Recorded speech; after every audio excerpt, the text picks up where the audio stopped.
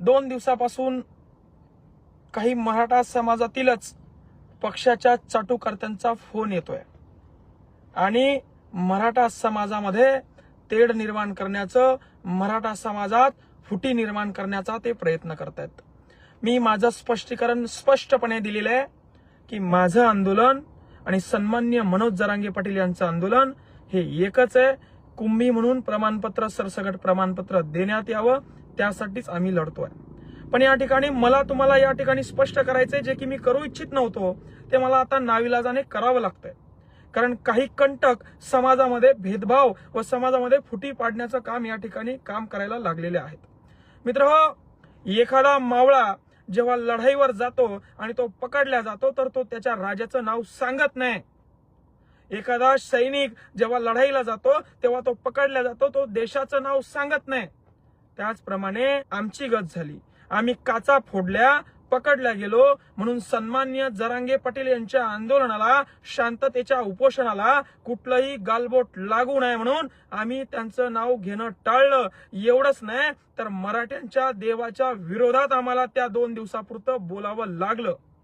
हा एक गनिमी कावा होता आणि हे आज मला स्पष्ट करावं लागतंय नाविलाजानं। आणि म्हणून सन्माननीय मनोज जरांगे पाटील यांची मागणी आणि आपली मागणी एकच आहे, पहिली गोष्ट। दुसरी गोष्ट, शांततेच्या मार्गाने आंदोलन सुरू आहे, त्याला गालबोट लागता कामा नये, हे 100% खरं आहे तुमचं। पण मित्रहो, सन्माननीय मनोज जरांगे पाटील उपोषणाला बसलेत, आज त्यांना 5 दिवस होत आहेत, त्यांच्या नरड्यामध्ये पाण्याचा घोट नाही। ते माणूस जिद्दी आहे, माघार घेणार नाही, तरुणांना आत्महत्या करू नये म्हणून ते सांगत आहे, पण समाजासाठी बलिदान द्यायला सुद्धा तो माणूस तयार आहे। शेकडो वर्षानंतर तयार झालेले तर नेतृत्व आहे, पुन्हा असं नेतृत्व आपल्याला भेटणार नाही, म्हणून त्यांच्या जीवाचं काही बरं वाईट होऊ नये म्हणून शासनाला अशा पद्धतीनं धडा शिकवणं सुद्धा गरजेचं आहे। आणि काय साध्य झालं अशा पद्धतीचा धडा शिकवून? तुम्हाला सांगतो, सन्माननीय मुख्यमंत्री देवेंद्र फडणवीस यांनी झिटकारून लावलंय त्या सदावर्तेला। माझा आणि त्याचा काही संबंध नाही, 2च दिवसाचं आमची भेट झाली आहे हे ते आता सांगायला लागलेत। 6 महिन्यापूर्वी, वर्षापूर्वी त्यांनी सांगायला पाहिजे होतं, पण कालच्या या प्रकरणामुळे ते सांगायला लागलेत सदावर्तेचा माझा काही संबंध नाही। काय फरक झालाय त्या गाड्या फोडल्यामुळं? सदावर्ते सांगायला लागलाय जरांगे आमचे देव आहेत, मराठे माझे खरे सच्चे मराठे आहेत, मराठ्यांची जत्रा म्हणली म्हणजे जरांगे पाटील हे ते देव आहे आणि त्या देवाच्या दर्शनासाठी करोडोची लोकसंख्या त्या तिथं आली, असा माझा उद्देश होता। जरांगे पाटलांना देव सुद्धा तो सदावर्ते म्हणायला लागलाय। आणि म्हणून स्टंटबाजी वगैरे काही नाही, अशा पद्धतीनं सुद्धा लढावं लागतं, अशा पद्धतीनं सुद्धा स्वातंत्र्य मिळवावं लागतं, अशा पद्धतीनं सुद्धा चाप द्यावा लागतो, तेव्हा हे सरकार ठिकाणावर येतं। आणि म्हणून तिसरी गोष्ट, नारायण राणे ते कोण आहे ते बोलले की मराठा समाजाविषयी शिवीगाळ त्यांनी केली। त्यांना सांगतो, कालच्या बाईटमध्ये त्यांच्या विरुद्ध मी सन्मानाने बोललो होतो की सन्मान्य नितेश राणे, नारायण राणे यांचं चांगलं कर्तृत्व आहे, कारण त्यांनी मागे समाजासाठी चांगलं काम केलं होतं। पण आता जर का ते समाजाला शिवीगाळ करत असतील, ते हरामखोर, नालायक, लुबाड, लुच्चे तीनही, आणि तो टिंगू सुद्धा, तो म्हणतो मी मातोश्रीवर आम्ही त्या ठिकाणी होतो, नालायका तू आमदार आहेस, तुला कसं आमदार समाजाने केलं मला हे कळना।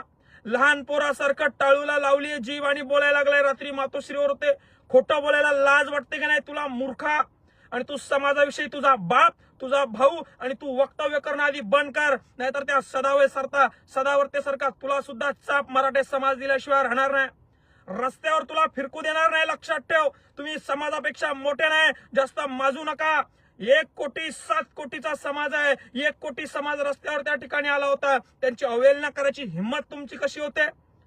तुमच्याकडनं काम होऊ शकणार नसाल, तुम्ही देऊ शकणार नसाल तर थोबाड तुमचं बंद ठेवा, तुम्हाला कोणी विचारायला आलेलं नाही।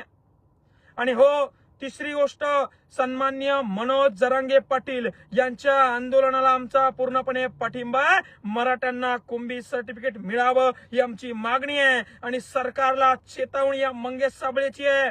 जर का मनोज जरांगे पाटील यांच्या जीवाचं काही बरं वाईट झालं तर याद राखा, तुम्ही 30 दिवसाचा वेळ मागवला होता, तुम्हाला 40 दिवस वेळ दिलाय आणि सकाळी लाईव्ह येऊन पत्रकार परिषदेत तुम्ही सांगता अजून वेळ लागतो। झोपा काढत होते का तुम्ही? तुम्हाला किती वेळ पाहिजे? तुम्ही 24 तारीख त्या कमिटीला, शिंदे कमिटीला दिली आहे, म्हणजे 24 डिसेंबर पर्यंत वाट बघायचं.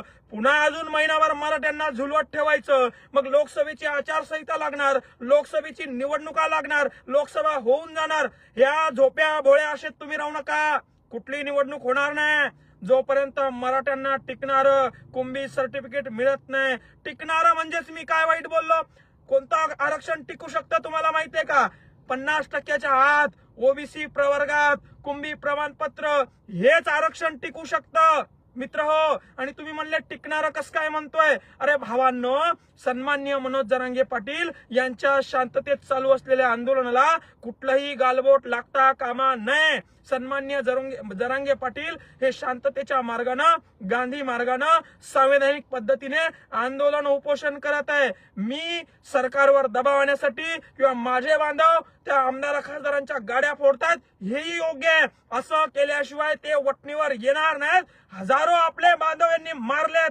सन्माननीय मनोज जरांगे पाटील यांना आपल्यातून जाऊ देणं आपल्यासाठी खूप महागाचं आहे. हजारो लाखो वर्षापूर्वी असे नेतृत्व उभं राहतात. छत्रपती शिवाजी महाराजांनंतर मनोज जरांगे पाटील यांचा फोटो घराघरामध्ये लागणार आहे. आरक्षण भेटल्यानंतर त्यांचा लढा मोडीत काढण्याची ताकद कोणामध्ये, दानत कोणामध्ये नाहीये. मी तर चिल्लर माणूस या ठिकाणी.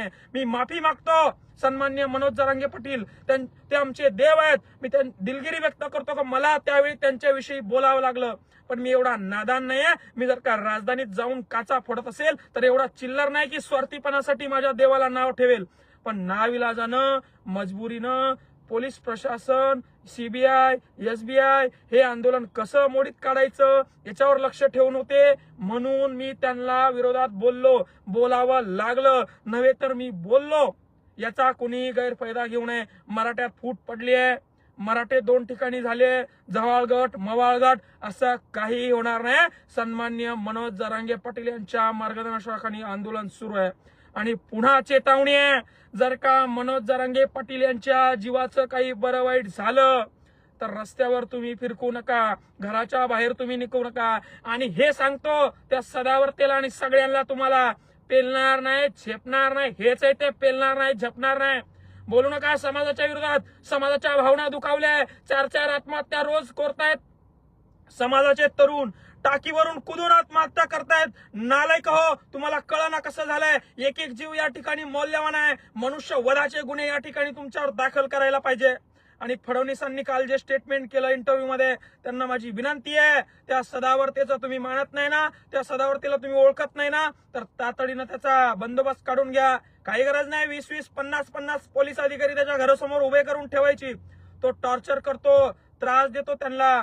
आणि म्हणून देवेंद्र फडणवीस, सन्मान्य एकनाथ शिंदे यांना विनंती आहे, सोमवारी अधिवेशन बोलून तात्काळ मीटिंग मध्ये काहीतरी मार्ग काढून सन्माननीय मनोज जरांगे पाटील यांच्या जीवाला काही धोका होणार नाही. मराठ्यांना कुंभी म्हणून आरक्षण मिळेल.